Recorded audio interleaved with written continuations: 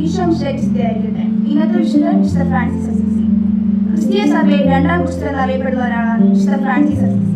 ഇറ്റലിയിലെ അസീസി എന്ന നഗരത്തിലാണ് ഫ്രാൻസിസ് അസീസി ജനിച്ചത്. പിതാവ് ദാനധർമ്മം നിരുത്സാഹപ്പെടുത്തിയതിനാൽ ഫ്രാൻസിസ് ആദ്യകാലങ്ങളിൽ ശിശുക്കളെ അവഗണിച്ചിരുന്നു. എങ്കിലും ദരിദ്രരോടുള്ള അനുകമ്പ അദ്ദേഹത്തിൽ അന്തർലീനമായി കിടന്നു.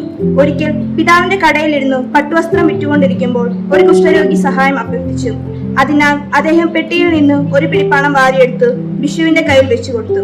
ബിഷുവായി കുഷ്ഠരോഗിയെ ആശ്രയിക്കുമ്പോൾ വിശുദ്ധ കുർബാന സ്വീകരിക്കുമ്പോഴുള്ള അതേ അനുഭവമാണ് അദ്ദേഹം സിദ്ധീകരിച്ചിരുന്നത്.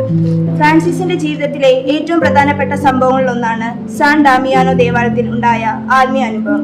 ഒരിക്കൽ അദ്ദേഹം അവിടെ പ്രാർത്ഥിച്ചുകൊണ്ടിരിക്കുമ്പോൾ കുരിശിലെ യേശുവിന്റെ രൂപത്തിൽ നിന്ന് ഫ്രാൻസിസ് എന്റെ സഭ പുനർനിർമ്മിക്കൂ എന്ന സന്ദേശം ലഭിച്ചതായി വിശ്വസിക്കപ്പെടുന്നു. തുടർന്ന് 1809 അദ്ദേഹം ഫ്രാൻസിസ്കൻ സഭ സ്ഥാപിച്ചു. ഈ ആത്മീയ പാരമ്പര്യത്തിൽ നിന്നാണ് കപ്പൂച്ചിൻ സഭ ഉൾപ്പെടെയുള്ള വിവിധ ശാഖകൾ രൂപപ്പെട്ടത്. പ്രകൃതിയോടും മൃഗങ്ങളോടും അദ്ദേഹത്തിന് പ്രത്യേക സ്നേഹമുണ്ടായിരുന്നു. അതുകൊണ്ട് തന്നെ പ്രകൃതിയുടെയും പരിസ്ഥിതിയുടെയും സംരക്ഷക വിശുദ്ധനായി അദ്ദേഹം അറിയപ്പെടുന്നു. അദ്ദേഹത്തിന്റെ വിശുദ്ധ ജീവിതവും ദൈവസ്നേഹവും പരിഗണിച്ച് ഗ്രിഗറി 9 മാർപ്പാപ്പ ഫ്രാൻസിസ് അസീസിനെ വിശുദ്ധനായി പ്രഖ്യാപിച്ചു.